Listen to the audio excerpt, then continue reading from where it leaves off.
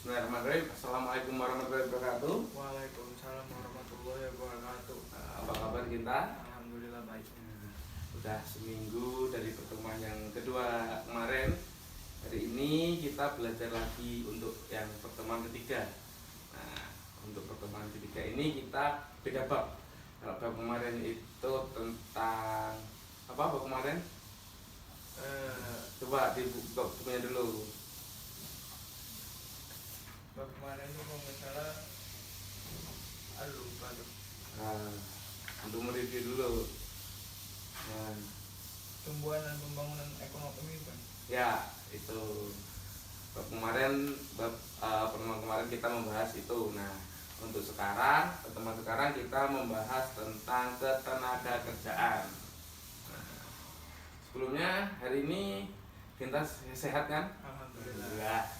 Nah, sebelum kita mulai belajar, sebaiknya kita berdoa terlebih dahulu agar belajar kita pada hari ini berjalan dengan baik dan lancar dan dapat dimengerti dengan baik juga. Menurut agama dan kepercayaan masing-masing, berdoa saya persilahkan.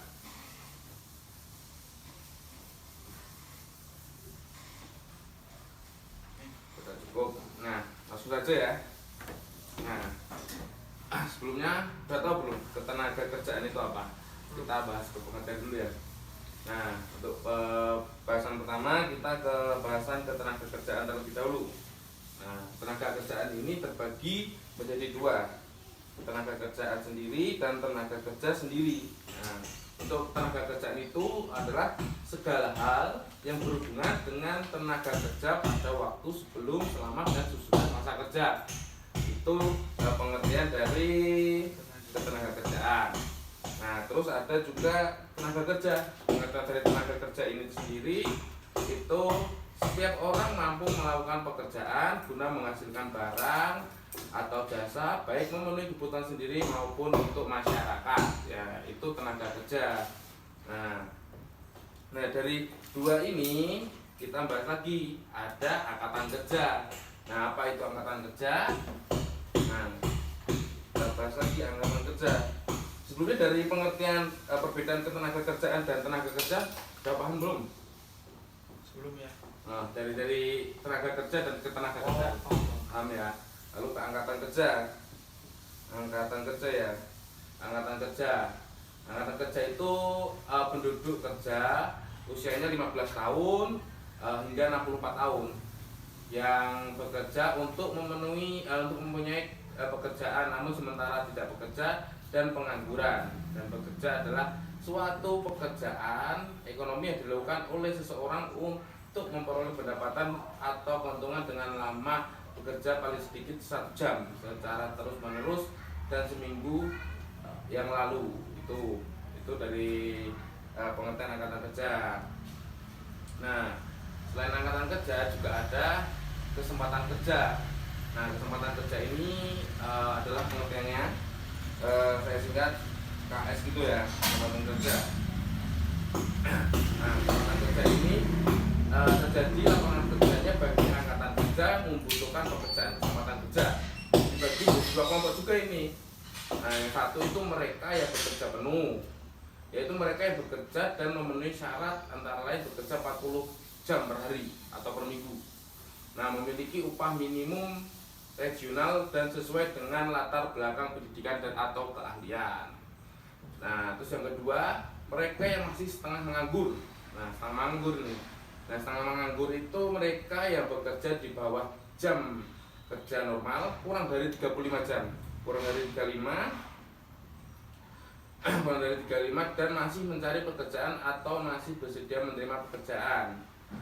Nah, termasuk dalam kategori setengah menganggur, misalnya seorang tenaga kerja lepas yang tidak ada kepastian secara kerjanya. Jadi contohnya itu adalah mungkin kuli bangunan atau supir bus juga bisa, kan nggak terlalu terikat. Itu kalau yang tadi yang pertama contohnya PNS, itu adalah salah satu contoh dari pekerja yang penuh. Nah, terus kita bahas lagi. Nah, ini yang kedua, jenis-jenis tenaga kerja. Nah, kita udah tahu jenis-jenis tenaga kerja itu apa aja. Belum. Nah, kita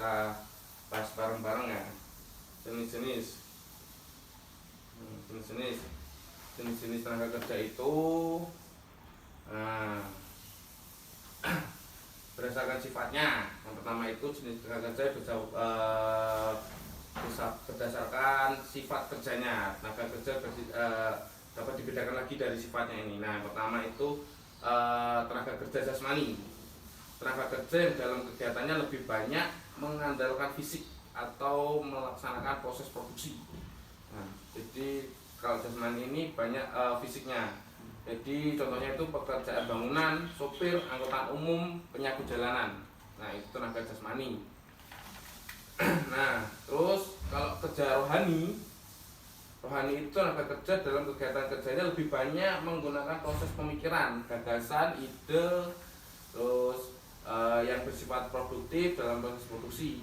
Contohnya manajer, terus pengacara, terus konsultan, direktur. Nah, itu salah satu kalau tenaga kerja secara rohani. Nah, terus kalau yang kedua, kalau tadi kan secara sifatnya, yang kedua secara keahlian. Nah,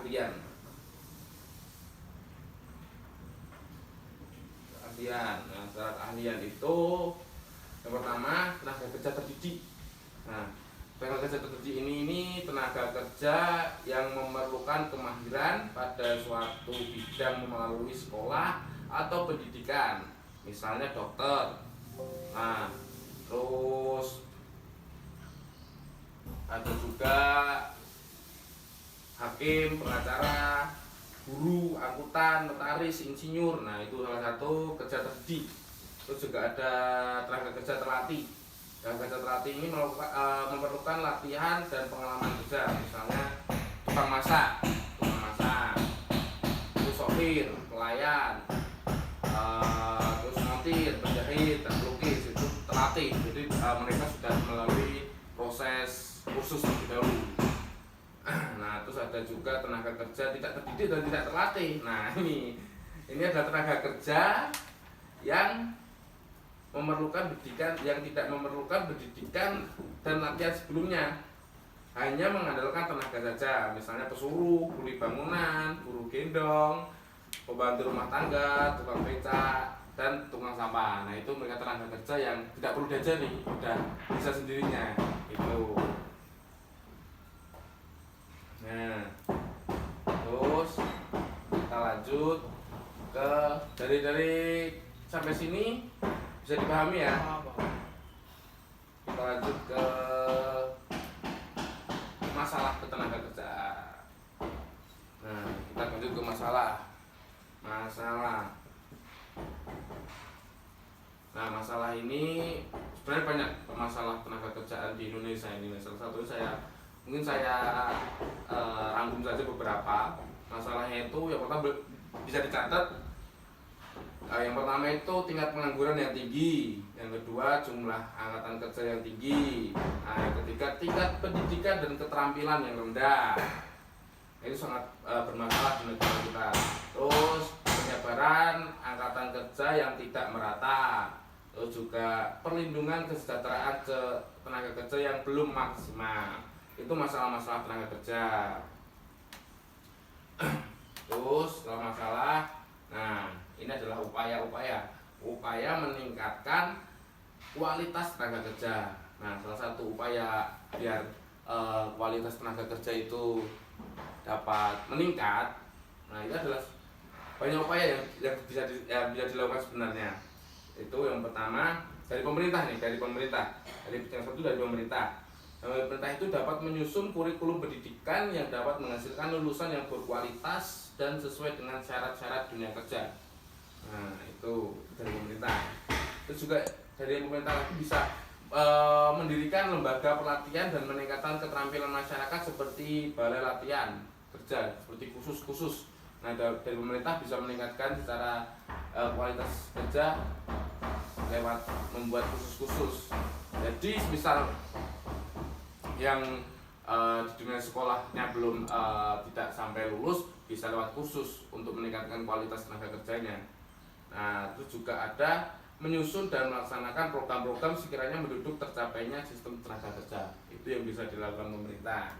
Nah, Mungkin itu untuk pertemuan yang ketiga ini dari upaya kita telah bahas upaya meningkatkan tenaga kerja yang bisa dilakukan pemerintah. Sebenarnya banyak upaya, tapi itu dari kemauan diri pribadi kalau untuk meningkatkan tenaga kerja itu. Nah kalau misal pemerintah sudah melakukan banyak program, tapi diri pribadi masyarakatnya tidak ada kemauan untuk meningkatkan potensinya, ya sama aja bohong gitu. Itu dari upaya-upaya. Terus jenis-jenis tadi masalah ketenaga kerjaan, banyak masalah yang bisa yang ada di negara kita ini. Terus juga tadi juga kita bahas jenis tenaga kerja, terus juga pengertian dari tenaga kerja dan ketenaga kerjaan itu. Sebelumnya sebelum ditutup untuk pertemuan ketiga ini, ada pertanyaan? Ada. Oke. Kalau ada pertanyaan saya yang tanya. Nah, dari kita tadi yang kita udah bahas apa aja? Pengertian jenis-jenis ketenaga kerjaan dan ya ketenaga kerjaannya. Pengertian. Terus Terus jenis-jenisnya. terus masalahnya, upaya. Iya. Udah. Ya itu kita bahas 4 untuk pertemuan ketiga ini. Semoga bermanfaat. Kalau nanti misal belum ada yang pahami, nanti bisa copy filenya ke saya atau kita belajar di bukunya lagi. Itu nanti bisa ditanyakan, kita bisa diskusi lagi. Mungkin itu dulu sekian dari saya. Sebelum kita tutup, sebaiknya kita berdoa terlebih dahulu agar kita belajar hari ini bermanfaat.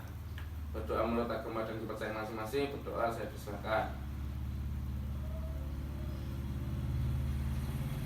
Sudah cukup. Sekian untuk belajar hari ini ya Kinta. Ya, siap. Wassalamualaikum warahmatullahi wabarakatuh. Waalaikumsalam.